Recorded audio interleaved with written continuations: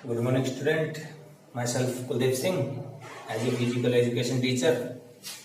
तो जो प्यारे विद्यार्थियों, आज आपको पता है 5 जुलाई है।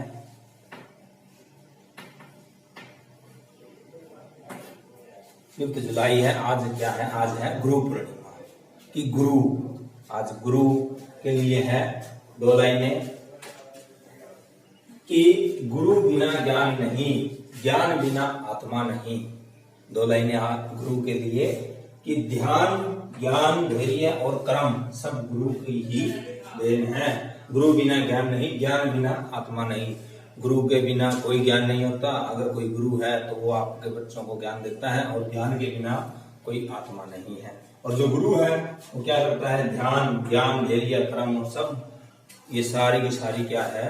गुरु की ही देन है। हमें जो भी शिक्षा वगैरह मिलती है, या कोई किसी भी डिपार्टमेंट में शिक्षा हो, एजुकेशन में हो, या फिर स्पोर्ट्स के अंदर जो भी शिक्षा मिलती है वो एक गुरु के माध्यम से ही बनती है। और गुरु एक ही होता है। जैसे स्पोर्ट्स की बात करते हैं, गुरु एक होता है और कोच हैं वो अनेकों मिल जाते हैं। जो शुरू में उसको खेलना, चलना फिरना सिखाता है वही उसका गुरु कहलाता है। तो आगे हम आज जो +1 के लिए है उसमें हम 6th लेसन हमारा चला हुआ है, उसके अंदर हम बात करते हैं। आज साहसिक टॉपिक हमारा साहसिक खेल।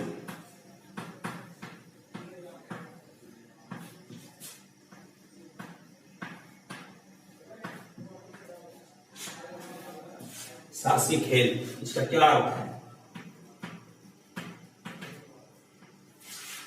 तो मैं भी आपसे एक टॉपिक पे बोलना चाहता हूँ गुरु पूर्णिमा के ऊपर, कि आप भी अपना एक गुरु निर्धारित कर लीजिए। कोई भी हो सकता है गुरु, जो आपको अच्छे से शिक्षा दे, अच्छा ज्ञान प्राप्त करे। माता पिता भी आपकी एक गुरु के समान ही है। वो भी एक आपके सच्चे जो पहले गुरु होते हैं वही माता पिता ही बोला गया है।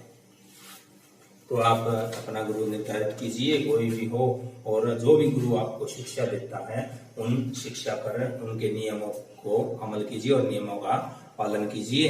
तो आज का हमारा जो टॉपिक है 6th लेसन का +1 क्लास के लिए फिजिकल एजुकेशन के अंदर, ये साहसिक खेल। साहसिक खेल कौन से होते हैं? खेल कई प्रकार के हैं। तो साहसिक खेल की गतिविधियों के बारे में हम निष्पादन करते हैं, पता करते हैं कि प्रत्येक अवस्था में असाधारण चुनौतियां, चोटिल होने के जोखिम और जान का खतरा भी होना, उसे साहसिक खेल कहा जाता है। जैसे आपको देखा होगा जो आम गेम है ये स्पोर्ट्स के अंदर, जैसे फुटबॉल होती है, ये हमारे साहसिक खेलों के अंदर नहीं आते। जो हमारे साहसिक खेल हैं जैसे रॉक क्लाइंबिंग हो गया, ट्रैकिंग हो गया, रिवर राफ्टिंग हो गया, माउंटेनिंग हो गया, सफरिंग हो गया, ये सारे के सारे, जैसे पर्वतारोहण के ऊपर चढ़ना, या जो रिंग है उसके ऊपर चलना, ये सारे के सारे चट्टान हैं, चट्टानों के ऊपर चढ़ना, और पर्वत है जैसे उनके ऊपर चढ़ना, ये इनको साहसिक खेल बोला जाता है।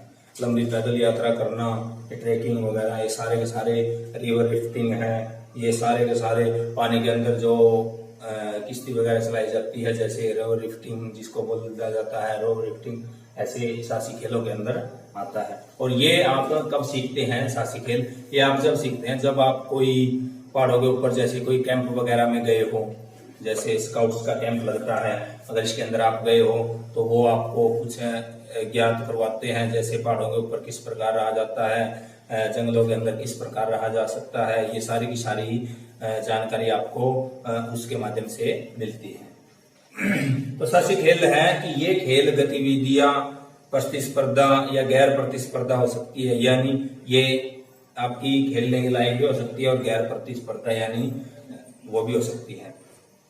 लेकिन ये हमेशा आत्म प्रतिस्पर्धा और आत्म चुनौती पूर्ण होती है, कि जो भी है ये साहसिक खेल ये आपके चुनौतीपूर्ण होते हैं। हर प्रकार की चुनौतियां इसके अंदर मिलती है। पर्वत के ऊपर चढ़ना, ये भी आपको एक प्रकार की चुनौती मिलती है। भाई आप किस प्रकार से उसको रस्सी के सहारे या किस प्रकार से आप उसके ऊपर चढ़ोगे, जैसे पर्वतारोहण है वो करते हैं, चढ़ते हैं, ठीक है। ये सारे के सारे एक चुनौतीपूर्ण खेल हैं।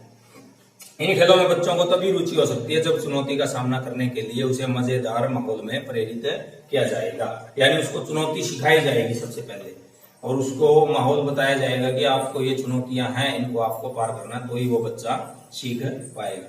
छोटे बच्चों के लिए कोई भी गतिविधि जो शारीरिक रूप से चुनौतीपूर्ण होती है, जिनमें शीघ्र सोचना, साहस की आवश्यकता, वह साहसी खेल हो सकता है। यानी एकदम से शीघ्र सोचना और अपना कार्य की तरफ निकल लेना, साहस होना चाहिए उसके अंदर। यह है पहला कदम, यह है कि आत्मविश्वास होना चाहिए और सुरक्षा सावधानी का पालन करना आना चाहिए। यानी साहसी खेल का मतलब यह है कि उसके अंदर, अपने आप के अंदर आत्मविश्वास होना बहुत जरूरी है। ये नहीं है मैं इसके ऊपर नहीं चढ़ सकता, ये मेरे से कार्य नहीं हो सकता, उसके आप अपने ऊपर आत्मविश्वास होना बहुत आवश्यक है, तो ही आप जो साहसी खेल है इसके अंदर जा सकते हैं।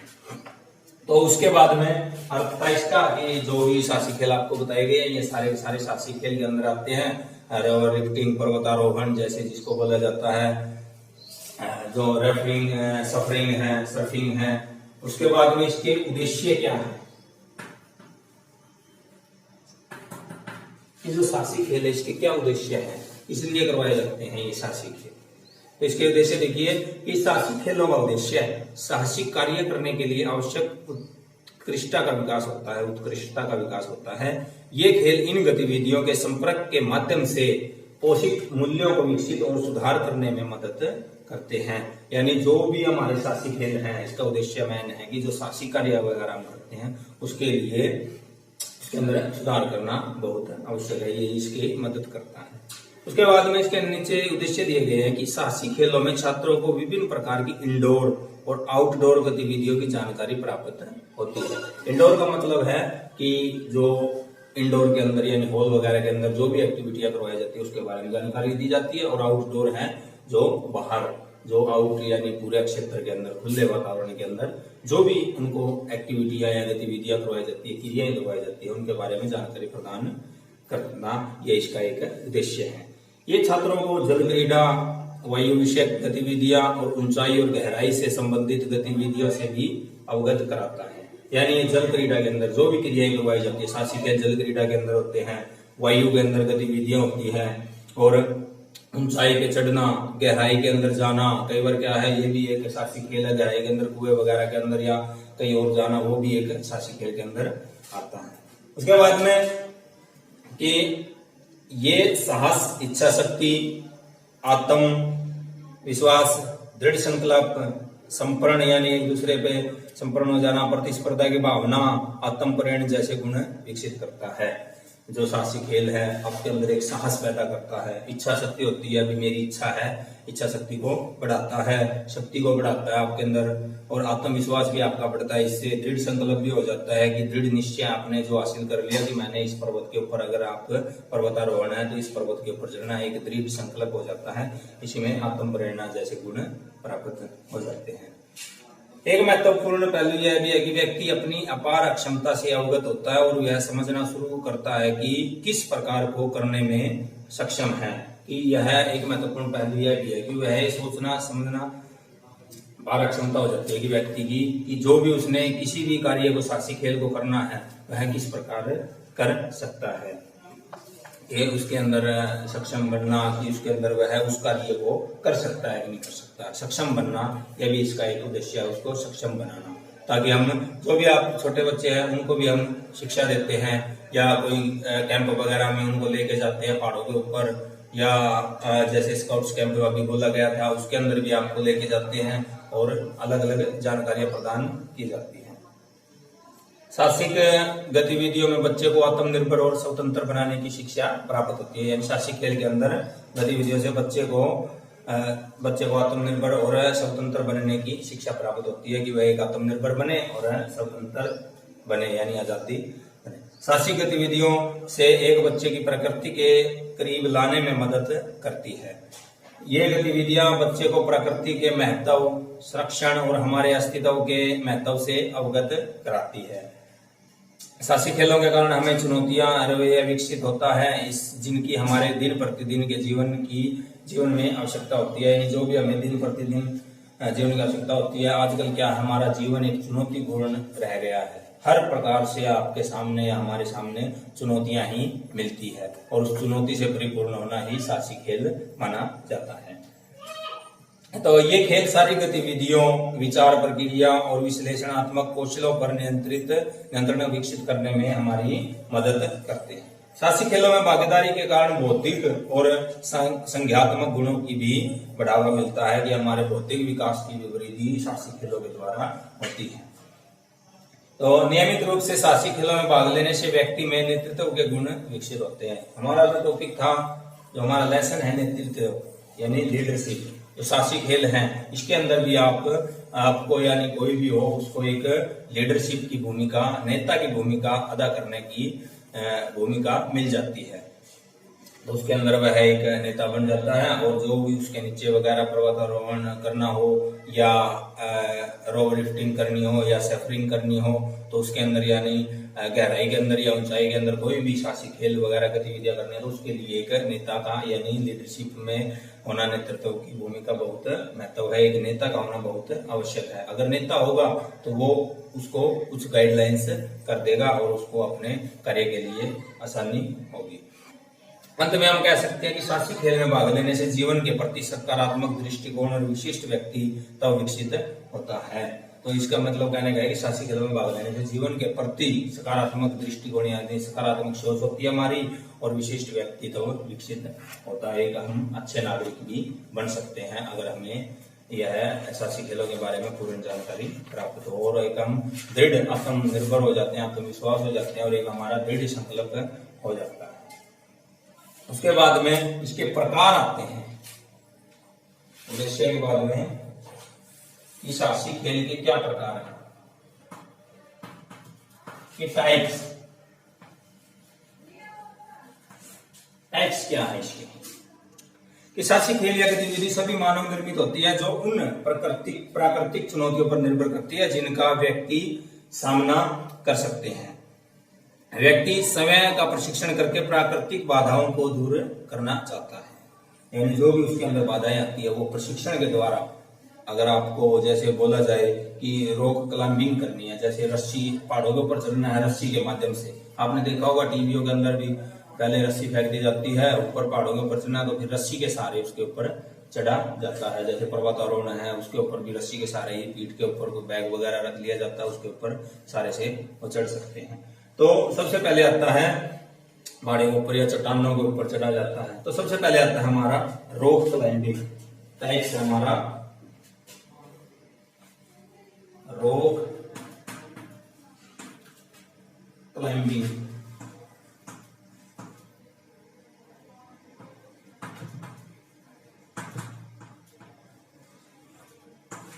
रॉक क्लाइंबिंग हमारा चट्टान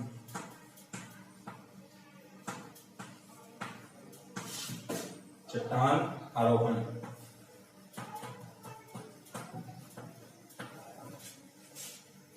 ये चट्टान के ऊपर चढ़ना। कि रॉक क्लाइंबिंग यह गतिविधि जिसमें व्यक्ति प्राकृतिक या कृत्रिम चट्टान की सतह पर चढ़ते हैं।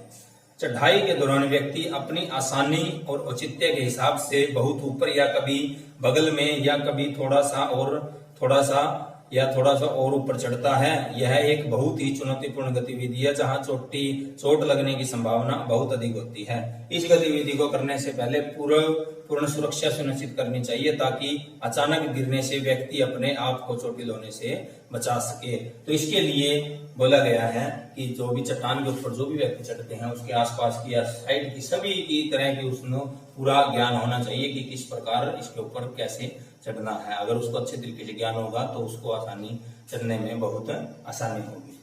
तो यह गतिविधि एक प्राकृतिक चट्टान पर भी की जा सकती है या पर्वतारोही चढ़ाई के दौरान चट्टान पर मौजूद प्राकृतिक खांचे का उपयोग ऊपर चढ़ने के लिए करता है। कई बार क्या होता है चट्टान के ऊपर जब हम चढ़ते हैं तो थोड़े से जो पर्वतारोहण के खांचे से आ जाते हैं, छोटे छोटे निशान से होते हैं, या कोई चढ़ने के लिए हाथ पकड़ने के लिए चट्टान के ऊपर देखा होगा आपने, हर पत्थरों के ऊपर मिल जाता है, वही थोड़ी सी स्पेस होता है उसके अंदर, छोटे कोई पत्थर बाहर निकला हुआ है तो उसको पकड़ने के लिए हमें जगह मिल जाती है। सही खांचे का चयन करके सही समय पर अपने निर्धारित स्थान तक पहुंच जाना ही वास्तविक चुनौती होती है। पर्वतारोही को चढ़ाई के समय अपना शरीर चट्टान की सतह के करीब रखना होता है। यानी जो चट्टान के ऊपर जब चढ़ते हैं व्यक्ति, तो उसका जो भी शरीर है, अपनी बॉडी है, वो जो चट्टान है यानी पत्थर है जो भी उसके ऊपर चढ़ता है उसके चिपका होता है, और हाथों से या पांव के सहारे से वो उसको पार कर देता है। का सहारा लेना, उसके बाद में यह करें अपने पंजों का सहारा लेना। इस गतिविधियों के कारण पर्वतारोही शारीरिक ताकत, आत्मविश्वास, इच्छा शक्ति, संतुलन, लचीलापन, फुर्ती, समन्वय, मानसिक नियंत्रण आदि में लाभान्वित हो जाता है। यानी उसको लाभ मिलते हैं कि अगर पर्वतारोही है और वो चट्टानों के ऊपर चढ़ता है तो उसकी शारीरिक ताकत बढ़ती है, आत्मविश्वास आ जाता है उसके अंदर, इच्छा शक्ति, उसकी जो भी इच्छा शक्ति है कि मैं इसके ऊपर पढ़ूंगा चढ़ूंगा, तो वो भी उसकी पूरी हो जाती है। संतुलन बनाना सीख जाता है और उसके लचीलापन आ जाता है, फुर्ती आ जाती है उसके अंदर, और मानसिक नियंत्रण हो जाता है कि दिमाग के ऊपर नियंत्रण करना वह सीख जाता है। क्यों? क्योंकि उसको जब भी वो चढ़ता है उसके दिमाग में एक ही बात रहती है कि आगे जो भी खांचा है कि मैं अगर ऊपर चढ़ने लग रहा है तो वो कहाँ उसका हाथ होगा, कहाँ उसको पंजा रखना है, पांव रखना है, और कहाँ उसको हाथ रखने के बाद में वो ऊपर चढ़ सकता है। यह सारी की सारी उसकी गतिविधियां हैं। तो उसके बाद में व्यक्ति को अप्राकृतिक चट्टानों की सतह से इस गतिविधि की शुरुआत करनी चाहिए, क्योंकि इसे हम कम चुनौती के साथ निर्मित किया जा सकता है। इस प्रकार चढ़ने के लिए खांचे पर्वतारोही की सुविधा अनुसार बनाए जा सकते हैं। इस गतिविधियों को प्रतिस्पर्धी तरीके से घर के अंदर या कृत्रिम सतह पर किया जा सकता है। अगर कई बार क्या होता है कि जो भी चट्टानों के ऊपर हम चढ़ने लग रहे हैं तो कोई स्पेस नहीं है, जितने हम आ चुके हैं या जिस सारे से हैं, तो हम उसको थोड़ा सा स्पेस, हम कोई उपकरण वगैरह लेके, हथियार वगैरह लेके हम उसको थोड़ा सा स्पेस रखने के लिए बना सकते हैं। पाँव रखने के लिए हम थोड़ा सा उसको खोल सकते हैं चट्टानों को, जो भी हथियार वगैरह हम लेके जा सकते हैं ताकि हम ऊपर जा सकें। तो जो +1 के लिए हमारा लेसन था, 6th चला हुआ है हमारा 6th लेसन, तो उसके अंदर हम आज हमारा टॉपिक था साहसिक खेल। साहसिक खेल क्या होता है, इसका क्या अर्थ है, और इसके टाइप्स, इसके क्या उद्देश्य हैं और इसके क्या प्रकार हैं। तो आज हमने फर्स्ट प्रकार किया था इसका, पहला कि रॉक क्लाइंबिंग, चट्टान आरोहण, चट्टानों के ऊपर आप किस प्रकार चढ़ सकते हो और इसके अंदर आपका साहस कितना होना चाहिए। तो प्यारे विद्यार्थियों, आज गुरु पूर्णिमा है। एक बार फिर से आपको बता देता हूं मैं कि गुरु का दिन है आज। आपका भी जो भी गुरु है उसको नमस्कार कीजिए, और जो भी हमारा आज का लेसन वगैरह था 6th लेसन, जो भी आपको होमवर्क मिला है इसको आप अपनी नोटबुक पर कीजिएगा अच्छे तरीके से। और जो आपको अभी जून की छुट्टियों का होमवर्क मिला था उसको आप स्कूल के अंदर, जो भी नोटबुक आपने तैयार की थी उसको स्कूल के अंदर जमा करवाएं, ताकि हम उसको चेक करके आपको वापस दे दें। और जो हमारी ऑनलाइन क्लासेस है उनका हम निरंतर चलाते रहें, और जो भी आपको कार्य मिलता है उसको आप अच्छे तरीके से करते रहें। धन्यवाद।